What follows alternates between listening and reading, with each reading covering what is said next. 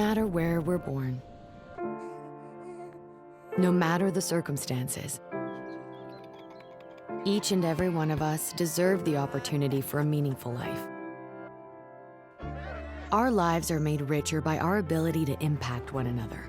Opportunities for every person should be based on their ability, not based on race, gender, religion, where they went to school, or who their parents are. It is impossible to succeed ourselves without helping others. From the halls of Congress to global conferences, innovative thinking, translated into action, helps level the playing field for all of us. Historically, clinical trials have not included diverse patients, and on average, it takes 12 years and $1.4 billion to take a new therapy from the laboratory to patients' hands. Milken Institute brings together leaders from various sectors to generate new ideas that leads to fair and equitable future. Because if there's one thing we want to pass on to our children, it's that their futures are possible, as long as there is commitment to make it so. We recognize that global problems often have local solutions, and local problems left unaddressed often have global consequences. So we weave together a cogent response from the philanthropic, science, business, and government sectors. After all, leaving the world better than we found it is a priceless gift. Except it doesn't just happen. You have to make it happen. That's where the Milken Institute comes in, connecting resources and innovation so the best ideas can succeed.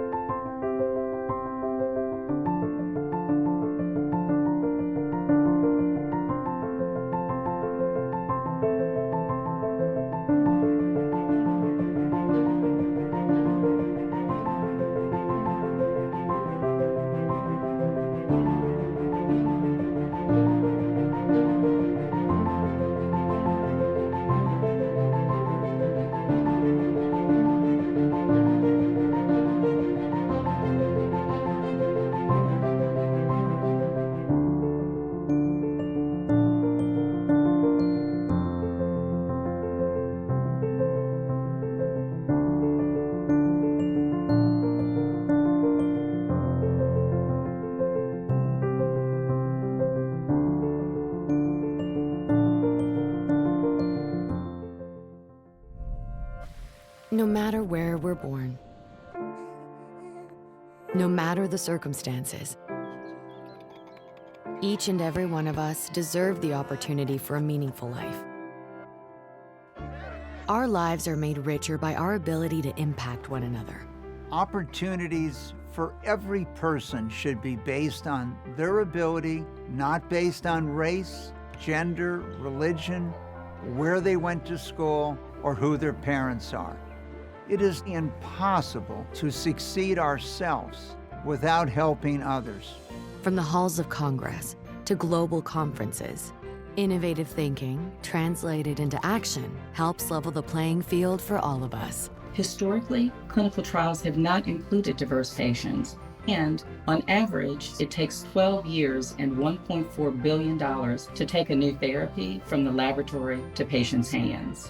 Milken Institute brings together leaders from various sectors to generate new ideas that leads to fair and equitable future. Because if there's one thing we want to pass on to our children, it's that their futures are possible, as long as there is commitment to make it so. We recognize that global problems often have local solutions, and local problems left unaddressed often have global consequences. So we weave together a cogent response from the philanthropic, science, business, and government sectors. After all, leaving the world better than we found it is a priceless gift. Except it doesn't just happen. You have to make it happen. That's where the Milken Institute comes in, connecting resources and innovation so the best ideas can succeed.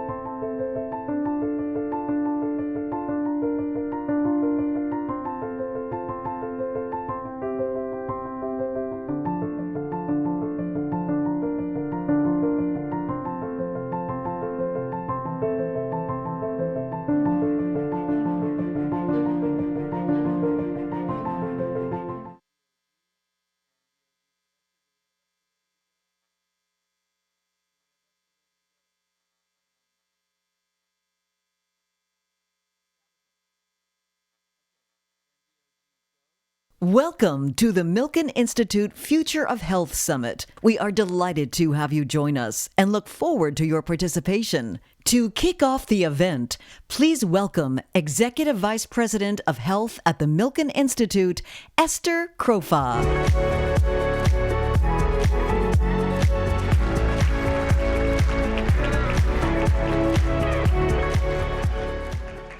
Good morning and welcome to the Milken Institute Future of Health Summit 2024. Whether you're here in the room or watching online, we are delighted to have you join us. Our theme for this year's summit is Partnering for Better Health. Partnerships are essential to advance innovations and address the challenges we face in health, and no one sector can tackle them alone. Critical public health issues have captured the attention of top leaders around the world for a multitude of important reasons. The world's population is aging. In 2019, the number of people aged 60 years and older was 1 billion.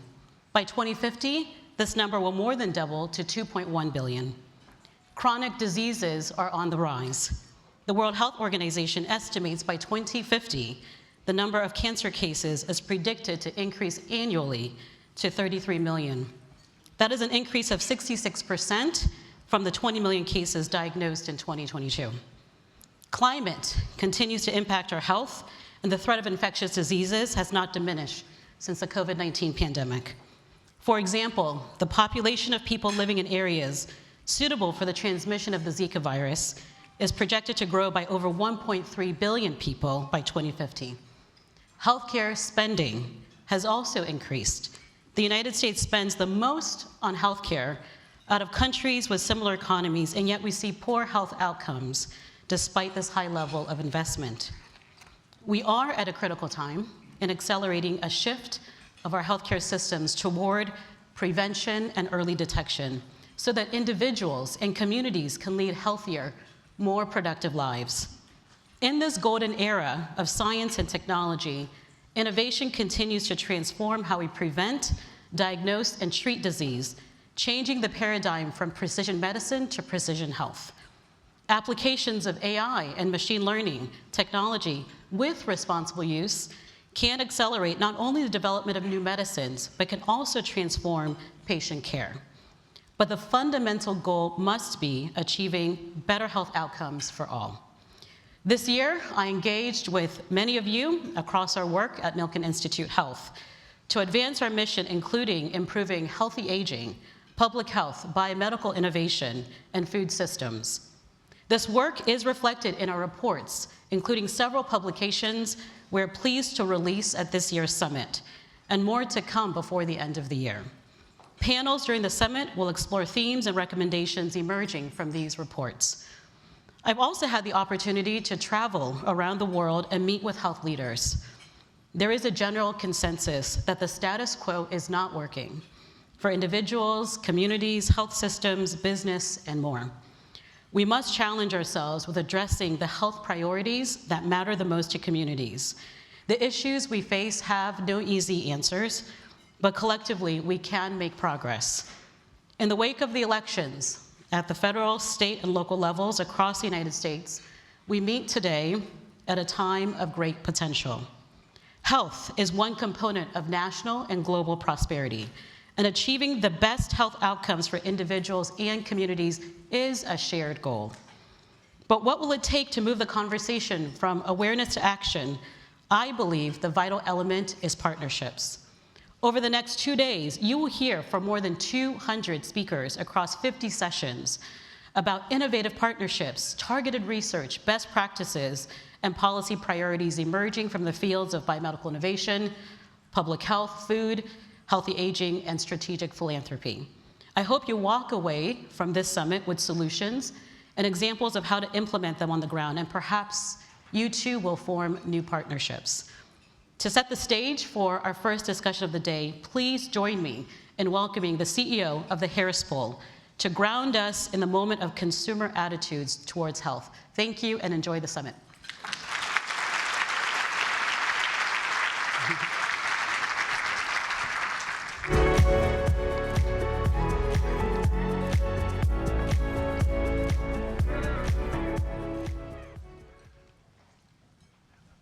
Okay, we're going to start and kick off this morning, and we're going to talk about Elmo. So Elmo asked a simple question in a tweet in January, and there was internet trauma that was dumped upon our poor little friend. What he did that was really powerful was he started to understand the American psyche and the focus around mental health and wellness. In fact, in a new survey that we ran with Sesame Workshop, 77% of Americans said that investing in mental health and wellness was as important nearly as economic prosperity. So when you think about this, and you also look at another trend that we're studying in work that we did with the APA on what we call crispy parenting, the stress in parents, it is now the data where 20% point differences between parental stress and American stress exists. So much so that the Surgeon General has issued a warning for parents. Why this is so important is that 2/3 of Americans believe I have to be responsible for my health because no one else seems to care. Others are turning to social media. The point is partnerships, and that's what we're going to get into very briefly today. Let's start first about social media. In a new study that we ran with the New York Times, 50% of Gen Z wish that social media hadn't been invented, right? 55% said that they started using social media before they turned 15 years old. They're also attuned to climate change, including the fact that 51% of them have dreamt about it. So these are the stressors that are a part of modern life, but it's not all bad. Let's talk about Jeff Goldblum. A great tweet in Instagram, may we be as cool at 71 years of age as Jeff Goldblum. Well, this, ladies and gentlemen, is a trend that we call at the Harris Poll, boomtastic.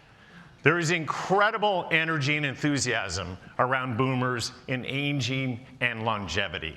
So much so that 73% of boomers believe that 70 is the new 50. Now, the other part of this that's so encouraging are GLP-1 drugs. We did a recent survey. 56% of millennials have either tried or are willing to try GLP-1. And that's because they are the platform for personal reinvention. Look at this data. When we go through and we see 45% of people that are on GLP-1s are also eating less quality processed foods, reduced cravings for alcohol. It's actually reshaping the resale market. So there's all kinds of other knock-on effects that are starting to emerge from the positive sense of self. Now, the problem is the system isn't providing necessary support in the eyes of the public. Patients want more accessible care. They want greater coordination between providers. They want transparency. They want easier appointments and access to their medical records. But 70% of Americans tell us that the system isn't meeting their needs. In fact, only 10% of Americans give the healthcare system an A. We add in the Bs and we get to 40%. And lastly, 51% directly feel the effects of healthcare worker shortages. We call this the supply chain problem at the doctor's office. So when we think about this and we think about healthcare access, the public is telling us we want partnerships because increasingly healthcare is out of reach. In fact, 44% of Americans have skipped or delayed care in the past 2 years due to cost. Another 51% said they couldn't pay off an unexpected healthcare cost out of pocket, and those extend into retirement, where 2/3 of Americans are greatly concerned about the impact of healthcare costs on their well-being as they retire. Now let's look at gender and race. Incredibly, BIPOC Americans, 55% report receiving poor quality care within the last year. Folks, that's up 11 points from 2022. More than half of BIPOC have sought out a second opinion after feeling that their original healthcare provider dismissed their healthcare concerns. What is incredibly sobering to see is when we ask the question, how much do you agree that the following factors negatively impact the quality of healthcare you receive, race is a 47-point swing between Black and white Americans. This is the world we live in. Plus, with gender, you see that it takes women 3.9 years to get a diagnosis for chronic illness. For men, it's 2.4 years. Now, a lot of this is perceptions, but perceptions are reality. And that's the work that we got to do. Esther talked about the importance of AI. We see it in our data. AI is really exciting both for doctors and for patients, but really it's about people. Look at the data on the right-hand side. In a survey we ran with the AAPA, 92% of Americans say PAs should be allowed to provide quality care to the fullest extent of their education. 91% believe that fully utilizing PAs improves patient health. So yes, it's about the tech, but it's really about the people, the one-to-one communication. So with that, we also have a lot of work to do because Americans are showing intent, but there's a lot they don't know. 81% assume that all health data collected by digital health apps is protected under HIPAA. 71% believe we have the lowest rates of infant mortality. More than half don't understand that heart disease is the leading cause of death in the US. And lastly, 7 out of 10 Americans flunked our quiz on Medicare, as we asked them. So what we really have to do ultimately is focus on partnerships. The intent is there, the excitement is there, the desire is there, but how do we all work together to make greater health outcomes? Because 9 out of 10 Americans say fixing healthcare system requires everyone. It's patients, it's doctors, it's experts. And nearly 9 in 10 are ready to work with their doctors and healthcare professionals to create change in our healthcare. And I think really the solve as we go at this conference for the next 2 days is that 57% of Americans worry there won't be systemic change in our healthcare for many years. Now, underscoring all of this is preventative care, and maybe that's a place for us to start, because both doctors and patients agree we need to shift the health system from treatment to prevention, and that could be a starting point. So we're really excited about today. We want to get you into the discussions, but this is a quick look at the public's view on healthcare, and I wish you a really exciting day today.